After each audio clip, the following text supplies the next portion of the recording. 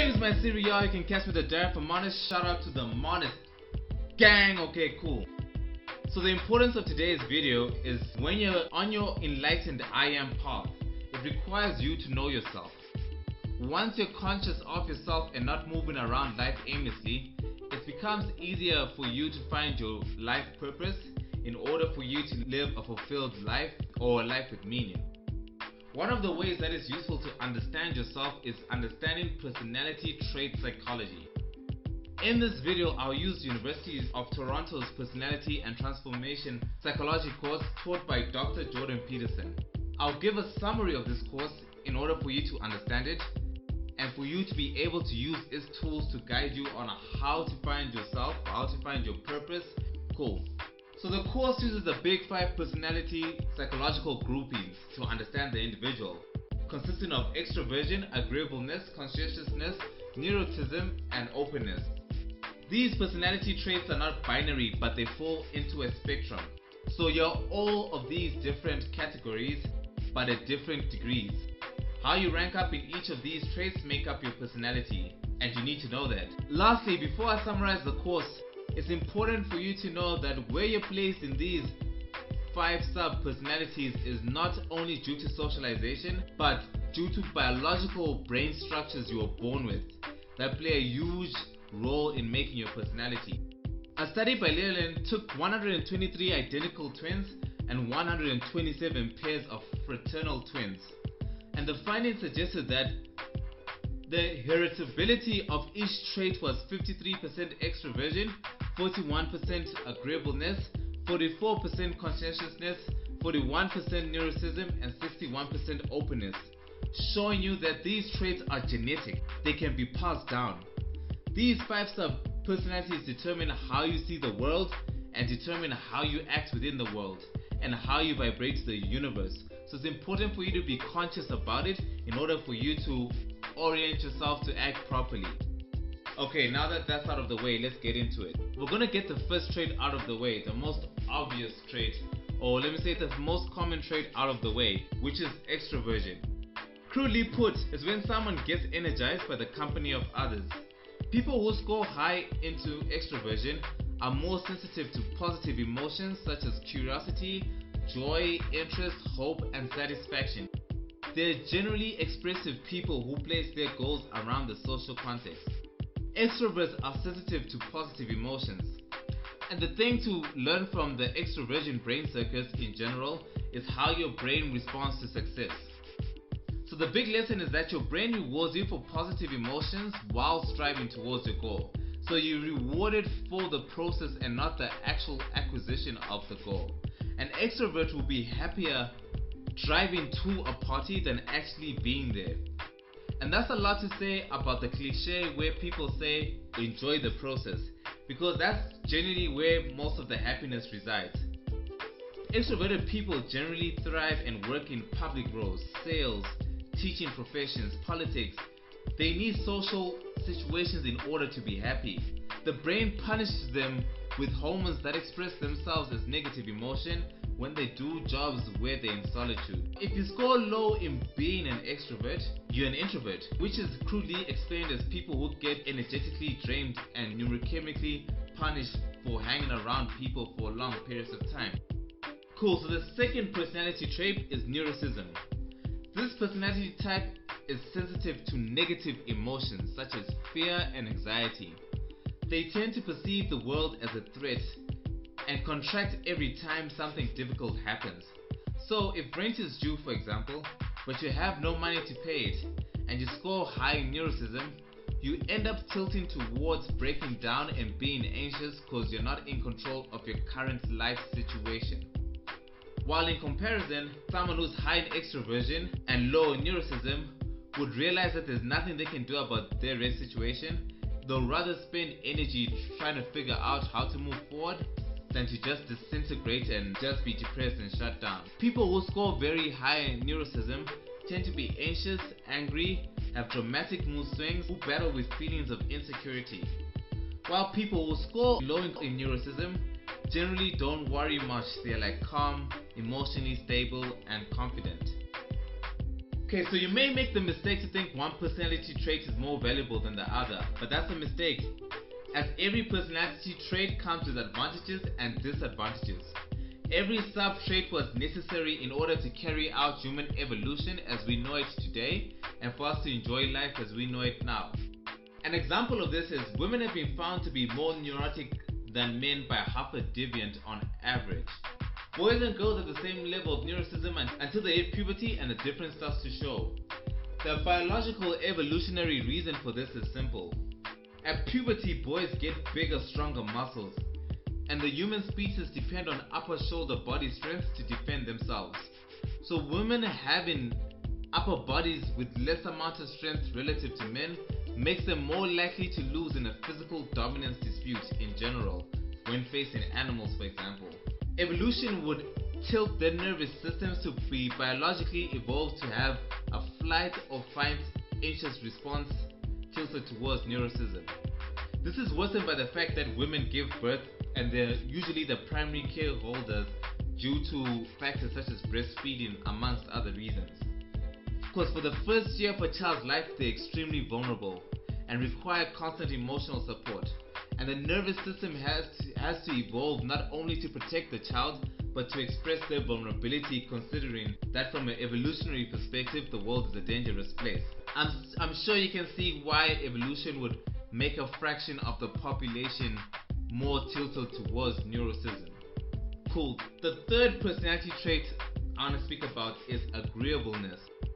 Agreeableness refers to how people tend to treat their relationships with others. Unlike extraversion, which consists of the pursuit of relationships, agreeableness focuses on people's interactions with others. So, agreeable people are more polite, they're trusting, they sympathize well, they enjoy helping others, they're compassionate. When they enter an economic trade, they will enter it in a way that benefits the other person, even if it means it sacrifices themselves. Agreeable people enjoy careers in charity work and mental health. And this personality trait may sound all good and all, but remember, they all come with their advantages and disadvantages. You have to keep your agreeableness under control, because people who score high in agreeableness tend to not negotiate well. However, people who are low in agreeableness are disagreeable people, and disagreeable people view the world as a place to compete and win. They are assertive, they take advantage of people, they don't care about other people's problems, they are blunt, they're skeptical, they're demanding, they're suspicious, and they won't do what they don't want to do. For people who score extremely high in disagreeableness. And this personality trait can be useful in situations where you have to continuously negotiate with people. In addition to this, the fourth personality sub-trait is called openness. And there are two divisions that fall under this personality trait, which is openness to experience and openness to intellect. Openness to experience refers to one's willingness to try and learn new things, as well as to engage in imaginative and intellectual activities. It includes the ability to think outside of the box. People high in openness are curious, imaginative, creative, and do a lot of abstract thinking. Open people tend to put themselves in stories, they embody the emotions of the characters they're watching or the poetry they're listening to. For example, the Matrix trilogy has always been my favorite movie because I embody Neo. Open people are creative, and to be creative is to create something with novelty and useful at the same time. Now, the opposite of this is openness towards intellect, which is largely tested or measured by IQ test. While IQ is one of those things that people would like to imagine doesn't exist, as they see IQ test as the judge. But unfortunately it does exist and it can be scientifically measured. And I can understand the pretense because I have never taken an IQ test. I mean, who the hell wants to be judged? IQ is the ability to carry out abstract thinking in order for you to solve problems, which is a great advantage in today's complex society. So people who score high in openness in general tend to do well in creative domains like painting or engineering. People low in openness would prefer a more predictive environment, not too imaginative, and they kind of dislike change. They prefer routine and find it hard to think creatively and abstractly, which has its own advantages in its own context. So the last personality sub-trait before I get to my main point surrounding purpose is called conscientiousness. Now, this fifth personality sub-trait describes a person's ability and impulse control to engage in goal-directed behavior. They usually show ambition, competence, and self-discipline. People who are low in conscientiousness tend to procrastinate, they're careless, they have low ambition, and they struggle with impulse control. People who are high in conscientiousness generally thrive in jobs where detail is important, like jobs and careers like scientists, lawyers, or high retail finance. The conscientiousness sub-trait is broken down into two personalities consisting of industrialness and orderliness. So the industrial segment is a part of the brain that makes a person ambitious, determined towards working towards a long-term goal. And if you're high in conscientiousness, your brain will punish you for not working. You feel a strong sense of guilt when you do inactivity. You're actually happy while always doing work. Work makes you happy. And the biological evolutionary reason for this is simple. There is a necessity to make sure a group of the population is always motivated to build a society. And the simple way to do that is to punish them neurochemically when they have no sense of duty. So if someone who's high in the industrial spectrum got fired and just became unemployed, those people tend to disintegrate immediately when they lose their sense of duty. The second half of conscientiousness is orderliness. And people who score high in orderliness want to have structure. They like to keep things tidy. They're bothered by messy people. They need routine. They pay attention to detail, and they're disgust sensitive. Allow me to use this as an example of how knowing your personality lets you know your biases, as orderliness people tend to have a political bias towards being conservative or holding traditional values. They tend to be overly protective of their bodies, and they have a sensitive stranger danger system within their biological structures. So you can understand the evolutionary driving force to the creation of this group of people when you understand how much society has been shaped by pests or diseases. Traditionally, before modern health systems, 50% of all children fail to survive to reproductive age, mainly due to pest illnesses, and that hinder evolution's singular goal to pass on its genes to the next generation.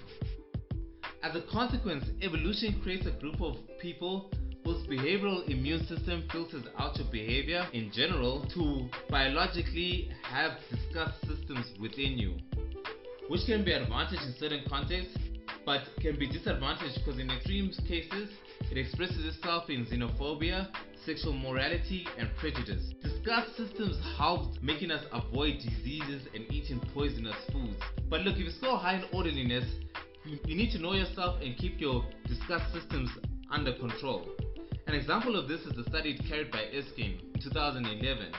His study shows that judges who score high in orderliness, if they drink a bitter drink before a verdict, it will trigger their disgust sensitivity and result in them giving out a harsher punishment. So you need to know yourself. But I have to emphasize, as mentioned before, that there is no inherently bad personality trait.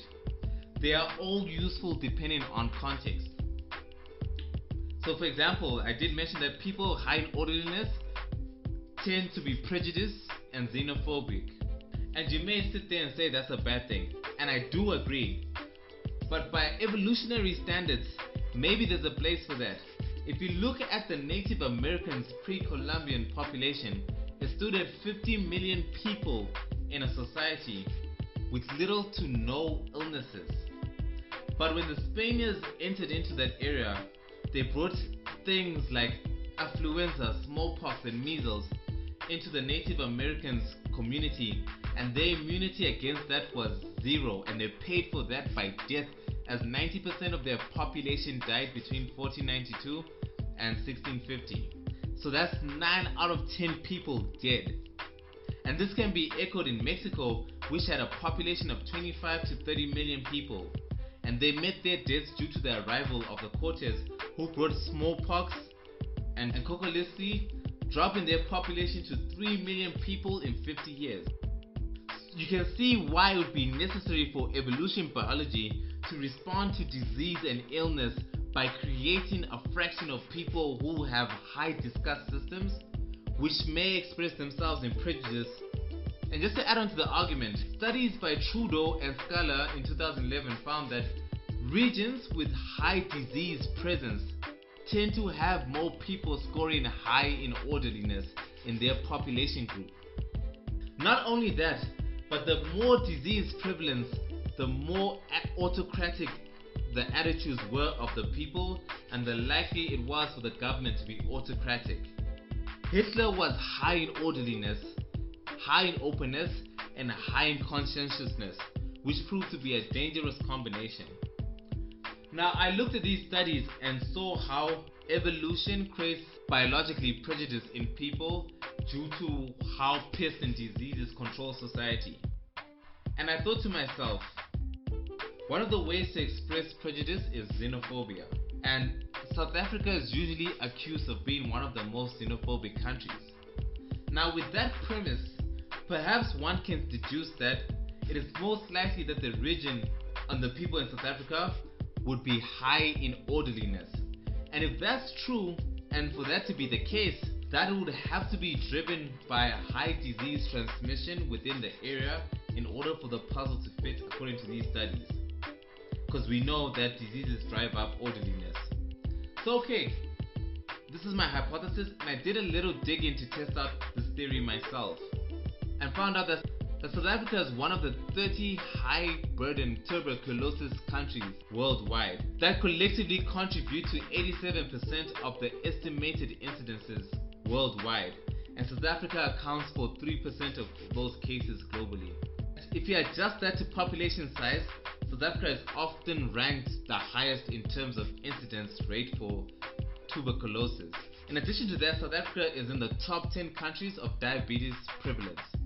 In addition to that, South Africa has the highest HIV/AIDS population globally at 1 out of 5 people. In addition to that, South Africa ranks at 38 in 2018 for influenza and pneumonia deaths. In addition to that, they are in the top 10 countries with the largest increase of hypertension prevalence between 1990 and 2009 in men, as SA ranks 4 globally. So I guess my educated speculation is right of how South Africa is accused of being one of the xenophobic countries in the world, which is an expression of prejudice, and areas with high prejudice, the population tends to score high in orderliness, and we know that orderliness is pushed up by the prevalence of illnesses and diseases, and it is the case that South Africa has a high illness prevalence. Now, I digress. The importance of all this knowledge is to be conscious of your bias and not to be run by subconscious programs, because it really controls how you view the world. The personality traits control your value structures and how you perceive the world and your interests. And that controls how you act within the world. It controls the decisions you make in the world, which controls the results you get within the world. It is worth trying to organize your life around your personality traits though, in terms of what you like doing, what makes you happy. And that's the entry point of the rabbit hole to purpose. So I'm relatively high in openness, which means I live in the world of ideas. And so I structure my life according to that, as my career is rooted in academia, and I have this YouTube channel where I share ideas. So it's perfectly aligned with my personality traits, and therefore I'm happy. I'm not going against myself or my biological programmings. I'm also high in agreeableness too. So I derive joy in helping people through the work I do, which I get to do that in both academia and on this YouTube channel. And I'm high in conscientiousness. So I generally am working in general all the time. And just for you to know, if you're low in conscientiousness, then you will not be happy working 20 hours over the weekend away from your family. So it's better if you avoid it, because if you can avoid it and you don't, that's just one-way ticket to depression, trying to fight against your circuits. Now, you need to be aware of your temperaments, to avoid propaganda and media manipulation that emotionally pull you towards a direction you're biased towards without your conscious awareness or consent. However, this doesn't mean that you should live in the prison of your temperaments, because most people have at least one personality trait weakness, and you need to develop your character by learning how the other traits operate or view the world, because the way you view the world is not necessarily the correct way. You need to understand how other people operate within the world, as they see the world different from you, and you may be missing something. That's the only way for you to notice is if you're even aware of someone else's personality traits. For example, me being agreeable was a disadvantage because I struggled with negotiation. So I had to learn to be disagreeable. I had to learn how to say no. Because if you have a problem in your life, maybe your perception of the problem is wrong. Extroverted individuals should learn to listen more. And disagreeable people should learn that pushing people around will result into them not liking you and you to be lonely. Disagreeable people need to do something nice for someone at least once a week in order to tilt their behavior towards being agreeable. That's a good exercise. So to sum this up, all your temperaments can be a guide towards your purpose, what you're interested in. Because it's a lot of work to do something against your temperament. Like if you're a lawyer and you're not high in conscientiousness, people just tend to suffer. You know, I once dated someone who's probably one of the most agreeable people I've ever met, and she does charity runs every year and helps out communities, and that stuff fulfills her entire life. So if you structure your life according to your temperaments, it is the doorway to purpose. However, I have to say this, and others, my intuition will not let me rest. While Dr. Jordan Peterson believes that because of its biological nature, you can't really escape out of your temperaments. You can learn something from the opposite temperaments, but you can only take that to a certain point. You can only go so far with that. So it's better to just, like I said, organize your life around your temperaments. And while there is psychological evidence to this, I have to be honest and say that I am not entirely convinced. I do believe you can change your temperaments and the way your brain is wired, but it is extremely difficult. Maybe difficult is the wrong word. It is a lot of work. It is a lot of hard work, to the point where someone may argue that you're better off arranging your life according to your temperaments. However, it must be known that you can change the way your brain is wired. You can be what you want to be, in my belief. But despite the fact that you can change it, according to my observation, people who structure their lives according to their temperaments are just happier. James Mansuriel, you can catch me at the Diary from Honest.